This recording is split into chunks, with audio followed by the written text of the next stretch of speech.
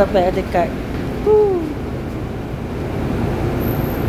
Okay, saya sampai.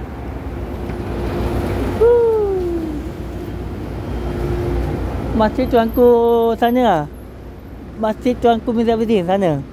Wah, boleh nanti saya berjalan kaki. Dah pukul 12 apa? 12.47 ni tengah hari sampai kita Seberang. Nanti dah jalan kaki sana. Okey, pergi dulu. Lambat. Okey, kita lalu. Okey, saya. Woo!